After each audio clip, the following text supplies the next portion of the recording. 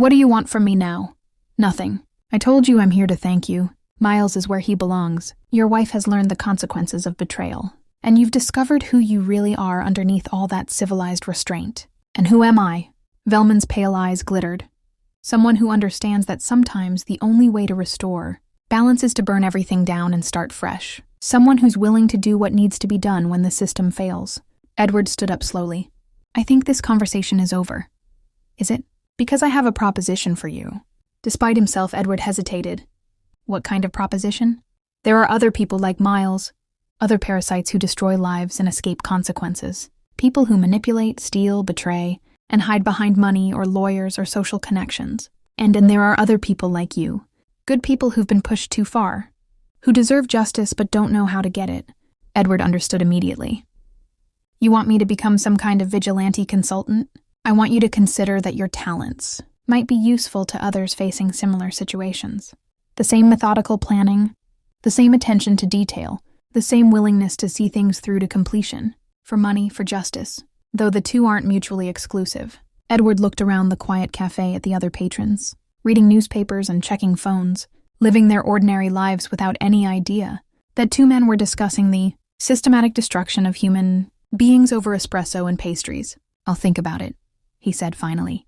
Velman nodded and stood up. I'll be in touch.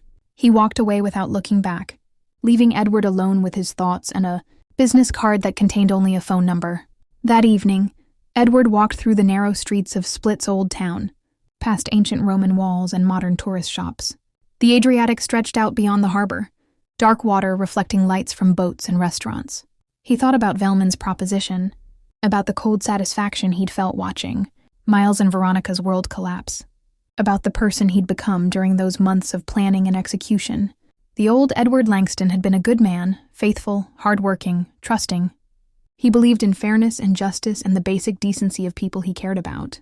That man had built a successful business, maintained an 18-year marriage, and treated everyone with respect and kindness. That man had also been a fool. Victor Rand was different, harder, more realistic about human nature. He understood that some people were predators, who would take everything you offered and come back for more. He knew that sometimes the only way to deal with betrayal was to betray, and return more thoroughly, and I gave my cheating wife a way out. Oops, she missed it. Edward Langston found the GPS tracker wedged behind his car's rear wheel well on a Tuesday morning. That changed everything. His first thought wasn't betrayal. It was confusion. Who would want to follow a civil engineer who spent his days calculating load-bearing capacities and his evenings watering orchids? The small black device sat in his palm like a cancer diagnosis. Cold metal, blinking red dot. Someone had been watching him, tracking his every movement through the pristine streets of Seabright Hills. Edward's methodical mind began cataloging possibilities. Corporate espionage, random crime, mistaken identity, never his wife. That evening, Veronica swept into their modernist kitchen wearing the smile that had launched 1,000 Instagram posts. Her lifestyle brand, Elevated Living with V, boasted 300,000 followers who hung on her every word about mindful mornings and authentic relationships. How was your day, darling? She asked, kissing his cheek with practiced warmth. Edward held up the tracker. Found this on my car. Veronica's smile flickered just for a microcond before reforming into concern. That's terrifying. Should we call the police? Maybe, Edward said, studying her face. In 18 years of marriage, he'd learned to read the subtle tells that her audience never saw. The way her left eye twitched when she lied about her shopping expenses. How her voice pitched higher when she was hiding something significant. Both tells were firing now. I'm sure it's nothing, Veronica continued, already moving toward the wine refrigerator. Probably some corporate thing? You know how competitive your industry gets. Edward nodded slowly.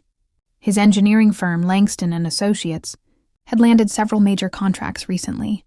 Industrial espionage wasn't unheard of, though it seemed excessive for a mid-sized coastal operation. You're probably right, he said, pocketing the device. That night, while Veronica edited content in her home studio, Edward sat in his study, examining the tracker under a magnifying glass. Professional grade, military specification, expensive. This wasn't some amateur operation or random stalker's impulse purchase. His phone buzzed with a text from Miles Crane, his 32-year-old protege and heir apparent at the firm, running late for tomorrow's client meeting. Can you handle the Peterson project solo? Edward frowned. Miles had been increasingly unreliable lately. Missed meetings, extended lunches, vague explanations about networking opportunities. Still, the younger man's charm and ambition had made him invaluable for landing new contracts. Edward had been grooming him to eventually take over the business. No problem. Everything okay? Just busy with some personal stuff. Talk tomorrow. Edward set the phone aside and opened his laptop. If someone was tracking him, he wanted to know who and why. Installing monitoring software took him 20 minutes, a skill learned during his engineering studies that proved unexpectedly useful. By midnight, he had alerts set up for any unusual activity around his house, office or regular routes. 2 days later, the alerts paid off. Veronica had left her purse in his car after their dinner at Cabrook's most exclusive restaurant. Edward was returning it when his fingers brushed against an unfamiliar receipt tucked into the side pocket. Marina Bay Hotel, room 214, yesterday's date. His hands trembled as he stared at the paper. Veronica had claimed to be at a spa retreat yesterday, a digital detox day she'd announced on her social media, before going dark for 12 hours. Edward's engineering mind began calculating probabilities, the GPS tracker, her recent behavioral changes, the missed calls she'd been taking in private, Miles's increasing unreliability. The variables aligned into a pattern that made his stomach clench. He installed a discreet security camera system that weekend while Veronica visited her mother in San Francisco. 6 high-definition units with motion detection, smartphone alerts, and cloud backup, all legally installed on his own property. Just some extra security, he explained when she noticed the small lens near their front door. After that GPS thing, I want to be cautious. Veronica nodded absently, already focused on her phone. Good thinking. The system activated Monday morning. Edward was reviewing structural plans at his office when the first alert arrived. Motion detected at the front entrance. He switched to the live feed and watched his wife leave the house at 10:47 a.m. wearing a dress he'd never seen before. The second alert came at 11:23 a.m. Veronica's car pulling into the driveway. She wasn't alone. Miles Crane stepped out of the passenger seat, his hand briefly touching the small of Veronica's back as they walked toward the house. The gesture was subtle but unmistakably intimate, a familiarity that spoke of practice, of comfort, of things done many times before. Edward's coffee cup cracked in his grip. The next 3 hours passed in a haze of surveillance, footage that stripped away 18 years of marriage. Like layers of old paint, Miles and Veronica moved through his home with the casual intimacy of lovers. They shared wine from bottles Edward had been saving for special occasions. They laughed at jokes he couldn't hear. They kissed in his kitchen with a passion Edward hadn't seen from his wife in years. At 2:15 p.m., they disappeared into the master bedroom. Edward closed his laptop and walked to his office bathroom. His reflection stared back from the mirror. 44 years old, graying at the temples, lines around his eyes that spoke of long hours and careful attention to detail. A methodical man who built his life on precision and trust. He gripped the sink edge until his knuckles went white, waiting for the rage to come. Instead, he felt something colder settling in his chest, a calculating calm that surprised him with its clarity. Edward returned to his desk and opened a new spreadsheet. Column A, evidence. Column B, timeline. Column C, legal implications. Column D, countermeasures. By 5:00 p.m., he had the framework for what came next. "How was your day, darling?" Veronica asked that evening, kissing his cheek with the same practiced warmth. "Productive?" Edward said. "Very productive." Dr. Harris Velman's office occupied the top floor of a downtown high-rise. Its floor-to-ceiling windows, offering panoramic views of Seabright Hills, perfectly manicured coastline. Edward had chosen him specifically because his father had recommended the therapist years earlier before a heart attack had ended both their relationship and his father's life. "Betrayal is a unique form of trauma," Velman said, settling into his leather chair. He was a distinguished man in his mid-50s, with silver hair and pale blue, eyes that seemed to catalog every micro-expression. "It doesn't just hurt. It redefines his reality itself." Edward sat across from him, hands folded precisely in his lap. "I haven't said anything about betrayal." "No, but you've described discovering your wife's affair with clinical detachment. Most people would be screaming or crying or breaking things.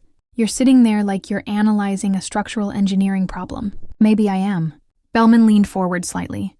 "What kind of structure are we talking about? A bridge to forgiveness or something more like demolition?" Edward met the therapist's gaze steadily. "That depends on the load-bearing capacity." "Ah." Velman made a note. "And what happens when a structure can't bear the load?" "Controlled collapse." Edward said, You LF wouldn't impact asset division. But financial fraud and breach of fiduciary duty were different matters entirely. Phase 3, psychological warfare. I've been thinking about our relationship, Edward said over dinner on a Thursday evening. Veronica looked up from her phone where she'd been responding to comments on her latest post about nurturing authentic connections. Oh, she said, not quite hiding her weariness. We've grown apart over the years. Maybe we should consider modernizing our approach. Modernizing how? Edward chose his words carefully. Some couples find that giving each other space to explore other connections actually strengthens their primary relationship. Open marriages, they call them. Veronica's fork paused halfway to her mouth. Are you saying you want to see other people? I'm saying maybe we should be honest about what we both want instead of pretending everything is perfect. Her smile was radiant. Edward, that's so evolved of you. I've read about couples who've transformed their relationships this way. It takes real emotional maturity. I thought you might be interested in exploring it. I am, she said quickly. Very interested. That weekend, they celebrated their 18th wedding anniversary at Chalaron, the same restaurant where Edward had proposed decades earlier. Veronica wore red silk and diamond earrings he'd given her for Christmas. She laughed at his stories, held his hand across the table, and played the role of loving wife with Academy Award-worthy conviction. This feels like a new beginning, she said over dessert. I love how we're growing together instead of apart. Edward nodded and signaled the waiter for champagne. Actually, I brought some paperwork I'd like you to look at. Estate planning stuff. My lawyer suggested updating. Tonight on our anniversary, just signatures. Nothing complicated. Edward produced a leather portfolio from his briefcase. Standard asset protection documents. My lawyer says married couples should review these annually. Veronica glanced at the papers. Dense legal language about trusts, powers of attorney, and financial authorizations. This looks pretty official. It's just routine, Edward assured her, refilling her champagne glass. Sign where the yellow tabs are. 3 glasses of Dom Perrin had left Veronica relaxed and trusting. She signed her name with flourishes, pausing occasionally to take selfies with the champagne flutes and elaborate floral arrangements. There, she said, sliding the documents back across the table. All done. Edward carefully placed them back in his briefcase. What Veronica had signed weren't estate planning documents. They were financial powers of attorney, business partnership agreements, and most importantly, a prenuptial amendment that would take effect if either spouse was found to have committed adultery or fraud during the marriage. His lawyer had been very thorough. Happy anniversary, darling, Edward said, raising his glass in a toast.